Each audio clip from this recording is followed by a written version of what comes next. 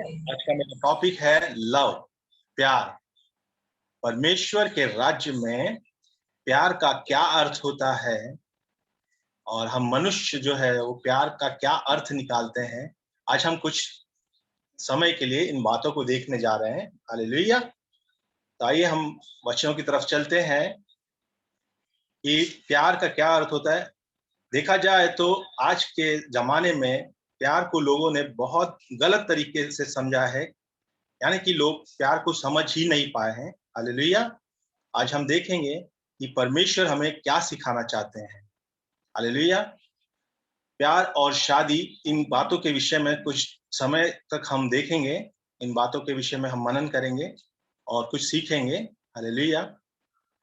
तो हम देखते हैं कि आज के जमाने में जब हम कुछ प्यार को जो हम विषय लिया है, उस विषय के ऊपर हम ये देखने जा रहे हैं कि मनुष्य जो है वो प्यार को सही रीति से समझ नहीं पाया है। हालेलुया। जैसा परमेश्वर हमसे प्रेम करता है, वैसा हम मनुष्य उस बात को समझ नहीं पाए हैं। तो हम उस बात को देखेंगे कि जब कोई इंसान कभी एक नया घर जब बनाता है, हालेलुया, तो नया घर बनाने से भी अधिक महत्वपूर्ण है कि अपने शादी का डिसीजन जो है। सबसे पहली बात यह है कि जब हम प्रभु यीशु मसीह को फॉलो करते हैं या यीशु मसीह को अपना उद्धारकर्ता ग्रहण करते हैं, इस फैसले के बाद जो दूसरा महत्वपूर्ण फैसला है वो होता है शादी का। हालेलुया। शादी का फैसला जो है वो नया घर बनाने के फैसले से भी बड़ा है। हालेलुया। शादी का फैसला नई कार से भी ज्यादा महत्वपूर्ण है, क्योंकि हम अच्छा घर बना सकते हैं लेकिन हमारी जो शादी हो सकती है। हालेलुया। हम नई कार खरीद सकते हैं लेकिन उसमें हम साथ में ट्रैवल नहीं कर सकते, क्योंकि हम एक दूसरे से बात नहीं कर पाते। हालेलुया। रिश्तों की मैं बात कर रहा हूं। तो इसलिए हमें बहुत आवश्यक है कि हम अपने रिश्ते को कैसे बना के रखते हैं। हालेलुया। और किस तरीके से हमें परमेश्वर सिखाते हैं हमें किस रीति से रहना है, क्योंकि जब हम नई कार खरीदने जाते हैं तो सरकार जो है वो हमें कहती है कि पहले आप लाइसेंस आपको लेना बहुत जरूरी है। हालेलुया। और उस लाइसेंस को लेने के लिए 2-3 महीना मोटर ट्रेनिंग की करना पड़ता है। उसके बाद किताबें पढ़नी पड़ती है, उसके बाद टेस्ट देना पड़ता है। तब जाके ये सरकार जो है वो आपको ड्राइविंग लाइसेंस देती है। पर जब आप शादी करने जाते हैं तो सरकार आपसे आपका कोई टेस्ट नहीं लेती, ना आपसे कोई बुक पढ़वाती है और ना ही आपको कोई ट्रेनिंग मिलती है। हालेलुया। लाइसेंस मिलने के लिए आपको ड्राइविंग लाइसेंस मिलने के लिए आपको 2 से 3 महीने लग जाते हैं, लेकिन शादी का लाइसेंस मिलने के लिए आपको आधा घंटा भी नहीं लगता है। हालेलुया।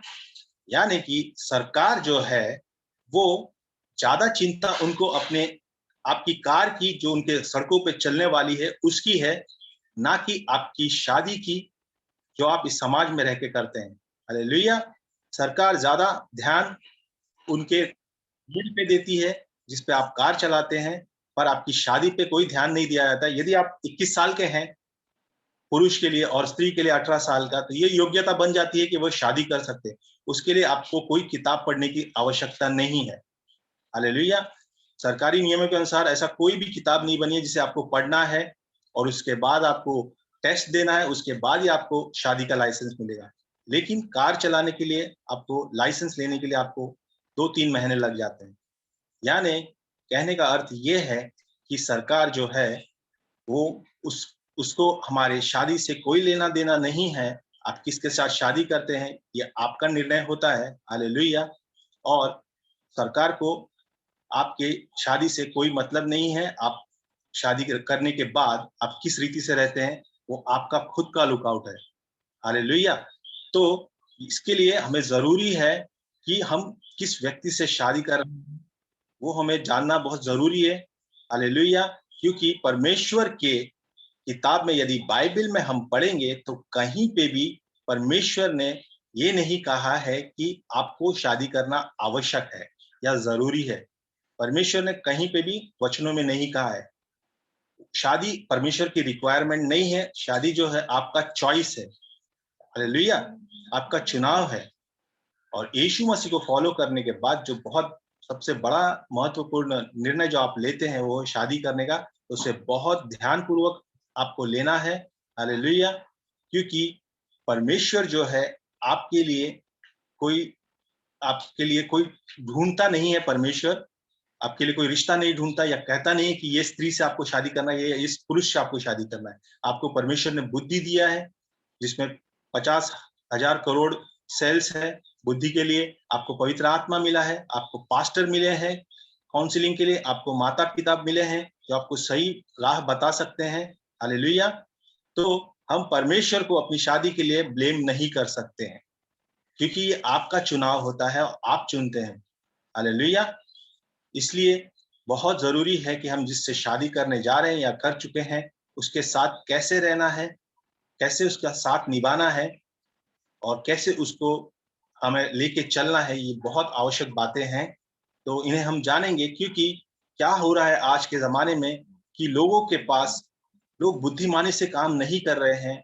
उनके पास ज्ञान की कमी होने के कारण उनको समझ में नहीं आ रहा है और बहुत सी शादियां टूट रही है। हालेलुया।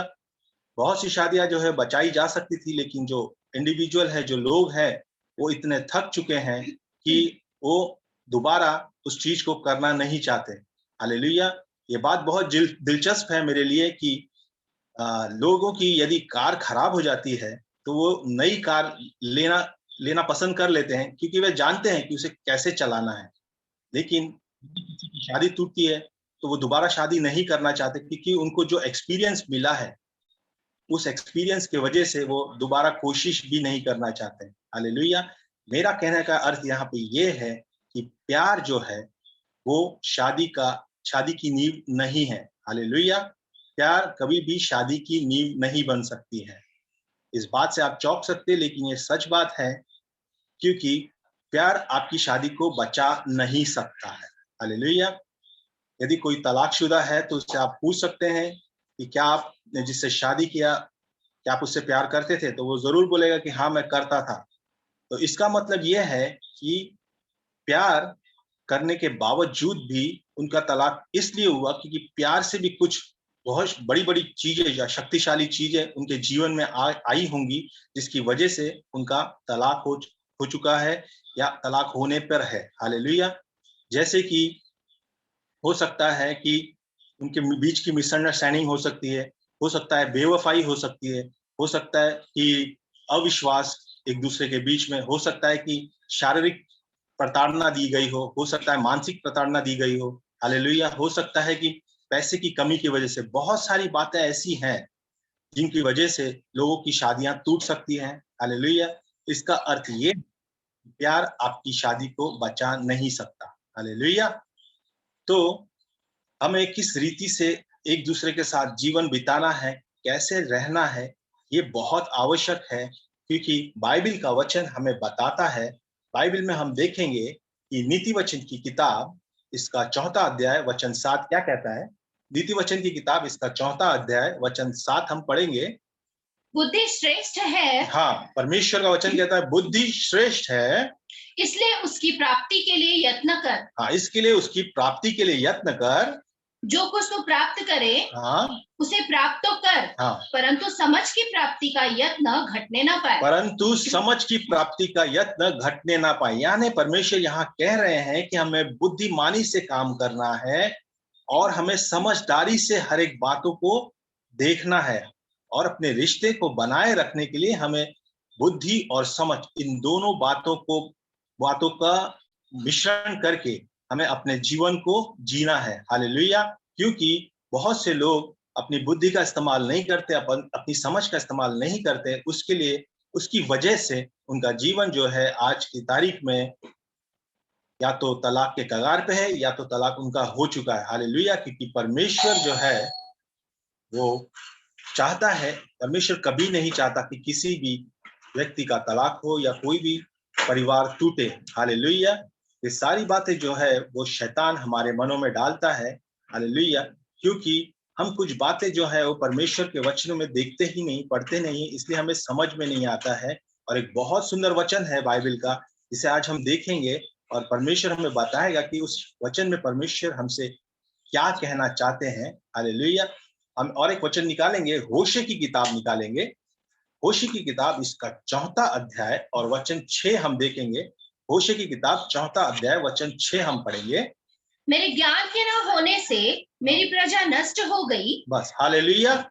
मेरे ज्ञान के न होने से मेरी प्रजा, हालेलुया।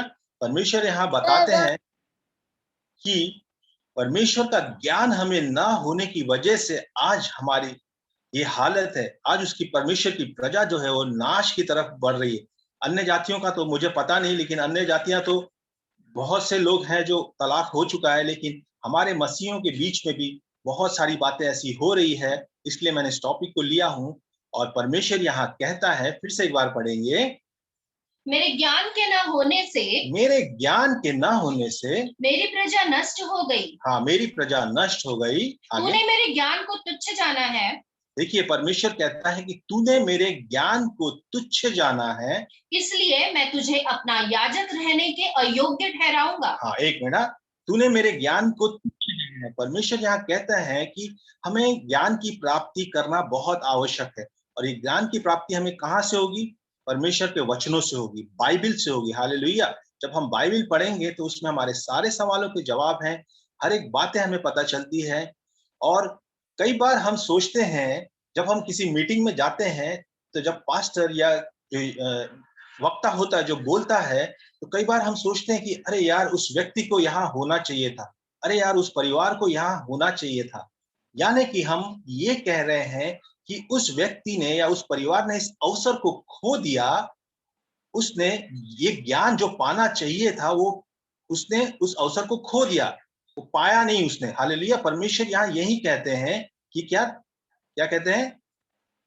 मेरे, इसलिए मैं तुझे अपना, नहीं, हाँ, उसके पहले, मेरे ज्ञान के न होने से, हाँ, मेरे ज्ञान के न होने से, यानी कि हम यदि परमेश्वर के मीटिंग्स में नहीं जाएंगे, यदि हम परमेश्वर के वचनों को नहीं पढ़ेंगे, तो हमें उसका ज्ञान ही नहीं मिलेगा। हालेलुया। और जब हमें परमेश्वर का ज्ञान ही नहीं मिलेगा, तो परमेश्वर ऊपर कहता है कि मेरी प्रजा नाश हुई जा रही है। और उसके आगे परमेश्वर कहते हैं, तूने मेरे ज्ञान को तुच्छ जाना है। अगर तूने मेरे ज्ञान को ही तुच्छ जाना है, यानी तू मीटिंग्स में नहीं जाता, ऑनलाइन मीटिंग नहीं अटेंड करता, बाइबल नहीं पढ़ता, प्रार्थना नहीं करता, इसलिए मैं तुझे अपना याजक रहने के अयोग्य ठहराऊंगा। हालेलुया। इसलिए मैं तुझे अपना याजक रहने के अयोग्य ठहराऊंगा। याजक इस शब्द का अर्थ यहाँ पे होता है प्रतिनिधि। हालेलुया। याजक का मतलब है परमेश्वर का प्रतिनिधि। हम जो है वो परमेश्वर के प्रतिनिधि हैं। हालेलुया। लेकिन परमेश्वर क्या कहता है? मैं तुझे याजक रहने के अयोग्य ठहराऊंगा। परमेश्वर यहाँ कहते हैं कि यदि तू लोगों से कहता है कि तू मुझे जानता है और तू अपने परिवार का सही प्रबंध नहीं कर सकता, तो तू मेरा नाम उनके सामने मत ले। तू किसी को प्रेज द लॉर्ड मत बोल, जबकि तू मेरे अनुसार नहीं चल रहा है। हालेलुया। यानी कि परमेश्वर, जैसे निर्गमन की किताब इसके 20वें अध्याय में कहते हैं कि, हालेलुया, कहते हैं कि तू अपने परमेश्वर का नाम व्यर्थ ना लेना। हालेलुया। जो लोगों को परमेश्वर के विषय में पता ही नहीं है और वो अपने आप को मसीह बताते हैं, वो अपने परिवार का प्रबंध नहीं कर सकते हैं, उन लोगों के लिए परमेश्वर कहता है कि तू मेरा प्रतिनिधि नहीं बन सकता। तू मत कह कि मैं परमेश्वर को जानता हूं, जबकि तू और तेरे परिवार, यानी कि तुम लोग मुझे सही रीति से नहीं जान पा रहे हो, या मेरे वचनों को नहीं पढ़ते हो, या मेरी आज्ञाओं को नहीं मानते हो, तो मत कहो कि तुम मुझे जानते हो। हालेलुया। और आगे पढ़ेंगे, आगे और भयानक परमेश्वर बताते हैं। हालेलुया, पढ़ेंगे। इसलिए कि तूने अपने परमेश्वर की व्यवस्था को तज दिया है। हाँ, देखिए, इसलिए कि तूने अपने परमेश्वर की व्यवस्था क्या है? परमेश्वर के वचन है। व्यवस्था को तज दिया है, यानी छोड़ दिया है। मैं भी तेरे बाल बच्चों को छोड़ दूंगा। हालेलुया। बहुत बड़ी बात परमेश्वर कहता है कि मैं भी तेरे बाल बच्चों को छोड़ दूंगा।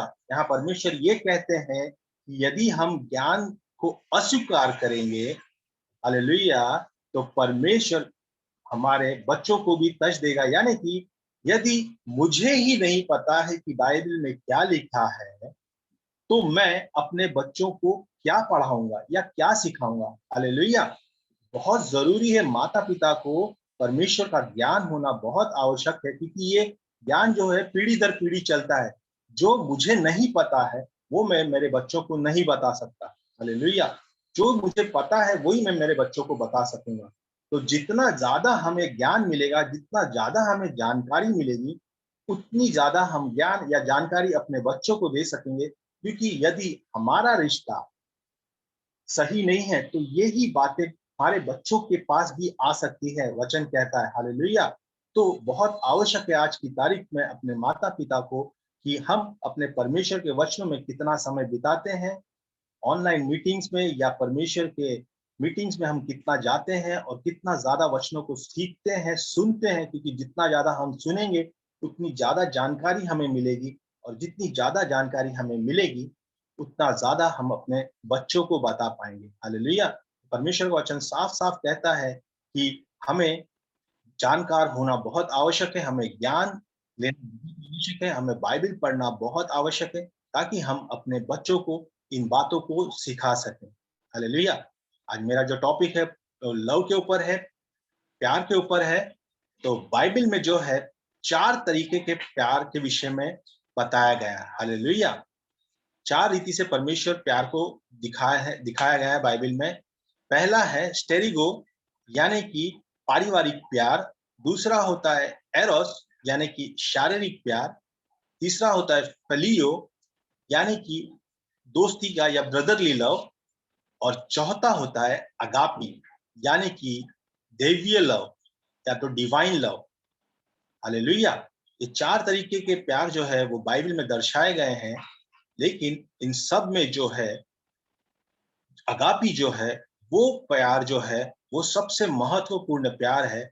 और वो यदि हम विश्वासियों में होगा तब हमारा रिश्ता सही रीति से चल पाएगा। हालेलुया। क्योंकि परमेश्वर ने हमें, जब हम पापी ही थे तब परमेश्वर ने हमारे लिए अपने प्राण दिए। हालेलुया। यदि परमेश्वर हमारा न्याय करने बैठते तो हम में से कोई भी जीवित नहीं बच सकता था। हालेलुया। यदि आपका पति या आपकी पत्नी आपको धोखा देगी तो आप, यदि उसके साथ आपका स्टेरिगो का प्यार है यानी कि पारिवारिक प्यार है, तो आप उसे माफ नहीं कर पाएंगे। यदि शारीरिक प्यार है तो भी आप उसे माफ नहीं कर पाएंगे। यदि आपका भाईचारे का प्यार है तो भी आप उसे माफ नहीं कर पाएंगे। केवल एक ही प्यार जो है वो अगापी जो है, उसी के वजह से उसी के उसी के वजह से आप उसे क्षमा कर पाएंगे। हालेलुया। और ये प्यार परमेश्वर हमें जो विश्वासी है उनमें रखता है। हालेलुया। क्योंकि परमेश्वर ने भी हमसे उतना ही प्यार किया है। हालेलुया। और प्यार को जो है वो एक चुनाव है।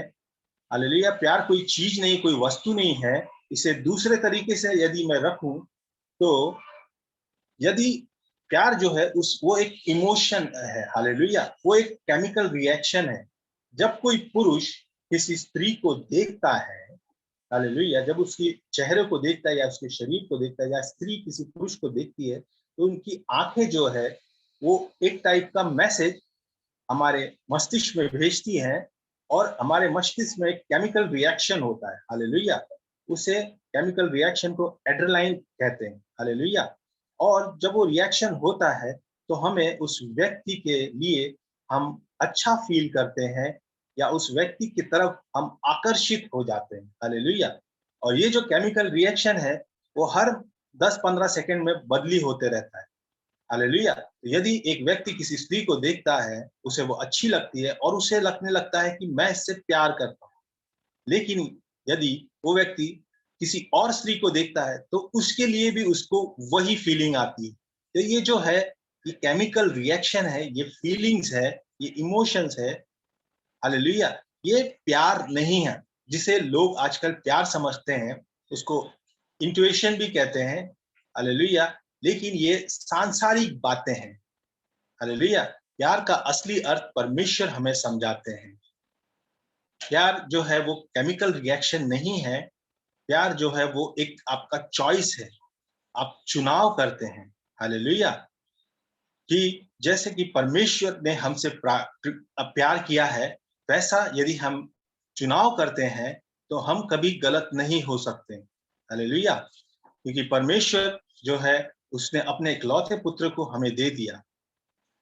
परमेश्वर ने ये नहीं देखा कि हम कितने पापी थे, परमेश्वर ने ये नहीं देखा कि हमने कितने घृणित काम किए हैं, पर परमेश्वर ने हमें क्षमा करने के लिए अपने पुत्र को भेज दिया ताकि वो अपना लहू बहा के हमारे हमें हमारे सब पापों से हमें मुक्ति दे सके। हालेलुया। तो परमेश्वर का प्रेम जो है वो अगापी है, वो दैवीय प्रेम है, और उस प्रेम को जो है, उस प्यार को जो है हम वैल्यू में कन्वर्ट कर सकते हैं। किसी चीज की, किसी वस्तु की हम जब कीमत लगाते हैं तो वो वस्तु हमारे लिए महत्वपूर्ण हो जाती है। जैसे कि आपने यदि 50 लाख की कार लिया है, तो आप उसे बार-बार जाके साफ करेंगे, उसे अच्छे से रखेंगे। हालेलुया। यदि आपने 2 लाख का हार लिया है, तो आप उसे सुरक्षित जगह पे रखेंगे। कहने का अर्थ ये है कि जितना ज़्यादा आप किसी चीज पर खर्चा करते हैं, उतना ज़्यादा आप उसे सँभाल के रखते हैं। हालेलुया। और मैं आपको ये बताना चाहता हूँ कि वैल्यू जो है वो आप कितनी कीमत चुकाते हैं उस पे डिपेंड होता है। जितनी ज्यादा आप उसकी कीमत चुकाएंगे, उतनी ज्यादा उस चीज की वैल्यू हो जाती है। तो परमेश्वर ने हमारी कितनी वैल्यू किया है, सवाल ये है, परमेश्वर ने हमारी कितनी वैल्यू किया है। हम सब जानते हैं, उत्पत्ति की किताब इसके पहले अध्याय वचन 26 में लिखा है कि परमेश्वर कहता है, आ हम मनुष्य को अपने स्वरूप और अपनी समानता में बनाए। तो परमेश्वर जब हमें देखते हैं तो परमेश्वर हमें अपने अपने आप को हमें देखते हैं, और परमेश्वर ने हमारी वैल्यू इतनी ज्यादा लगाई है कि खुद यीशु मसीह जो है मनुष्य बन के, यानी कि हमारे समान बन के इस पृथ्वी पे आए और उस सलीब पे अपने आप को दे दिया। यानी कि हमारी वैल्यू जो है परमेश्वर ने अपने साथ की है। हम परमेश्वर के तुल्य, हम परमेश्वर ने हमें देखा है और अपने आप को हमारे लिए दे दिया है। ये बहुत महत्वपूर्ण बात है, बहुत बड़ी बात है जो परमेश्वर हमें सिखाना चाहते हैं कि परमेश्वर का प्रेम क्या है और परमेश्वर हमारे लिए क्या वैल्यू रखते हैं, हमारी क्या वैल्यू करते हैं। परमेश्वर हमें कीड़ों मकोड़ों के समान नहीं देखते हैं, परमेश्वर हमें अपने आप के समान देखते हैं। इसलिए उन्होंने खुद आके मनुष्य बन के हमारे समान होके उन्होंने सलीब पे हमारे लिए अपनी जान दी, क्योंकि परमेश्वर ने हमसे प्यार करना चुना है। मैंने कहा प्यार जो है वो कोई इमोशन नहीं है, प्यार चॉइस है, चुनाव करना है। जब कोई स्त्री किसी पुरुष को चुनती है, यानी कि जब वो उसकी वैल्यू जब करती है, तो वो स्त्री के पीछे भले ही हजारों लोग पड़े हो, लेकिन उस स्त्री ने चुनाव किया है कि मैं इस पुरुष के साथ ही अपनी जिंदगी बिताऊंगी, आखिरी सांस तक इस पुरुष के साथ रहूंगी। हालेलुया। और दिलचस्प बात यह है कि जितने पुरुष उसके पीछे पड़े थे वो भी इस ग्रह पे अभी तक हैं। हालेलुया। पर उस स्त्री ने ये जान लिया है, मान लिया है कि नहीं, मुझे इसी पुरुष के साथ रहना है। हालेलुया। उसने एक चॉइस की है, उसने उस पुरुष के ऊपर एक वैल्यू रखा है, इसलिए वो जिंदगी भर उसके साथ रहती है। तो प्यार जो है वो चॉइस होता है, चुनाव होता है। वही पुरुष के लिए भी वही डिपेंड करता है कि जब वो किसी स्त्री को चुन लेता है, तो वो उसके लिए क्या क्या चीजें कैंसिल करता है। क्या वो अपने मित्रों को छोड़ देता है उस स्त्री के लिए? क्या वो उस स्त्री के साथ रहने के लिए अपने रिश्तेदारों को भी छोड़ने के लिए तैयार है? हालेलुया। यानी कि हम अपने रिश्ते पे कितना वैल्यू रखते हैं, वो इस बात पे डिपेंड करता है कि हमारा रिश्ता कैसा है। और जितना ज्यादा हम एक दूसरे को वैल्यू करेंगे, उतना ज्यादा हमारा रिश्ता मजबूत रहेगा, और उतना ज्यादा हम परमेश्वर के करीब रहेंगे और परमेश्वर के वचनों के अनुसार चलने पाएंगे। यहाँ मैं यही कहना चाहता हूँ कि प्यार जो है वो एक चुनाव है। परमेश्वर ने प्यार को, हमें चुन लिया, हमसे प्यार किया, प्यार करना चुना। परमेश्वर खुद आके सलीब पे हमारे लिए मारे गए और हमारे लिए अपना लहू बहाया। उसी रीति से हम जो पति पत्नी है, हमें भी एक दूसरे के लिए चुनाव करना है कि हम एक दूसरे को कितना वैल्यू देते हैं। जैसा परमेश्वर ने हमें वैल्यू दिया, ऐसा हम एक दूसरे को कितना वैल्यू देते हैं, उसी पे हमारा रिश्ता डिपेंड होता है। हालेलुया। और यदि हम अगापी प्यार जो परमेश्वर का है एक दूसरे से करते हैं, तो हमारा रिश्ता हमेशा मजबूत रहेगा।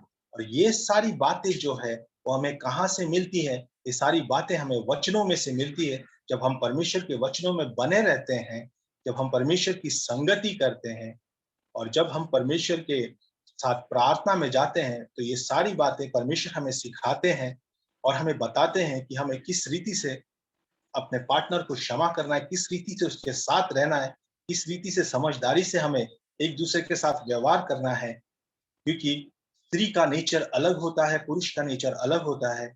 हालेलुया। और ये दोनों को एक दूसरे के साथ रहने के लिए अपने क्रोध पे काबू पाना बहुत आवश्यक है। हालेलुया। अपने इमोशंस पे काबू पाना बहुत आवश्यक है और परमेश्वर के वचनों के अनुसार चलना बहुत आवश्यक है, क्योंकि जैसा हम चलते हैं, जैसा हम करते हैं, वैसा हमारे बच्चे देखते हैं।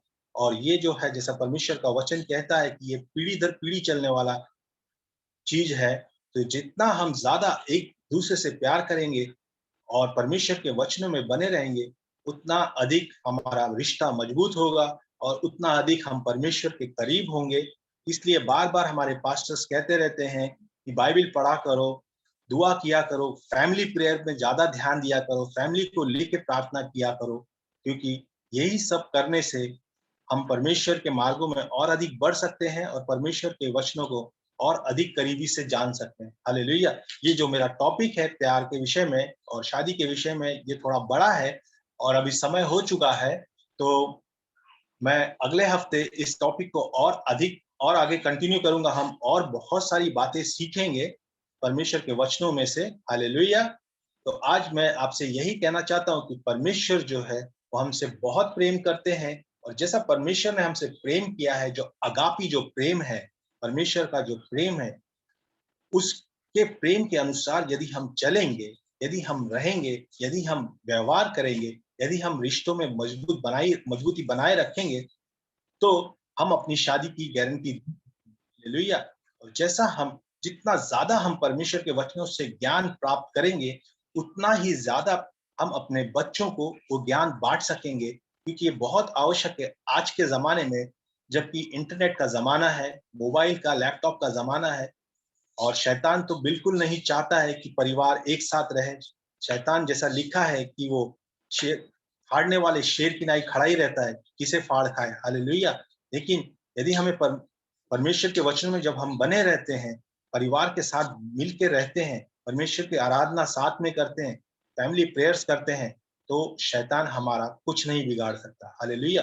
तो बहुत जरूरी है हमें परमेश्वर के वचनों को समझना, उसे सीखना और उसे अपने बच्चों को सिखाना, ताकि हमारे बच्चे भी अपने परमेश्वर में मजबूती से बने रहें और परमेश्वर के वचनों से ना दाएं मुड़े ना बाएं मुड़े, और ना ही किसी पराई देवी देवता के पीछे हो ले, ना ही उनकी उपासना करें। हालेलुया। क्योंकि परमेश्वर हमसे बहुत प्रेम करते हैं और वो हमें प्रेम के विषय में और भी अधिक सिखाएंगे। अगले हफ्ते हम फिर देखेंगे कि परमेश्वर हमें और क्या सिखाना चाहते हैं। तो आज इन सारे वचनों के द्वारा परमेश्वर आप सभी को आशीष दे। जय मसीह की। Praise the Lord. आइए हम